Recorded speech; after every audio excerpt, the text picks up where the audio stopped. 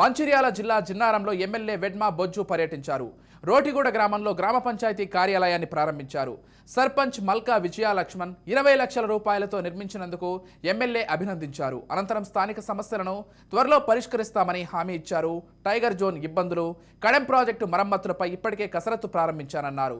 స్థానిక లీడర్లు ప్రజలకు అందుబాటులో ఉండాలని, ప్రజలు మళ్లీ ఆదరించాలంటే అందుబాటులో ఉండాలని హెచ్చరించారు. నుంచి బయటకు వచ్చిన వ్యక్తిని ఏ గ్రామంలో ఏ సమస్యలో నాకు బాగా తెలుసు. ఈ ప్రాంతంలో తిరిగినటువంటి ఇప్పుడు కాదు, ఎలక్షన్ కంటే ముందు కూడా అనేక సందర్భాల్లో ప్రతి గ్రామంలో తిరిగినటువంటి వ్యక్తిని. నేను ఒక విజ్ఞానవాదిని, ఒకసారి చెప్తే నేను ఎన్ని రోజులైనా గుర్తించేటువంటి వ్యక్తిని. కాబట్టి సోదరులారు, ఈ ప్రాంతంలో మీకు ఫ్లడ్స్ వచ్చినప్పుడు స్వయంగా అధికారంలో ఎమ్మెల్యే ఉన్నప్పుడు కూడా ఎవరు కూడా వచ్చి కనీసం మీకు 1 కిలో చక్కెర కూడా ఇవ్వనటువంటి పరిస్థితి. ఆ రోజుల్లో నేను రోడ్డు కూడా కావచ్చు, అదేవిధంగా కావచ్చు, అదే మీకు చాలా గ్రామాల్లో స్వయంగా నేను సరుకులు పంపిణీ చేసిన.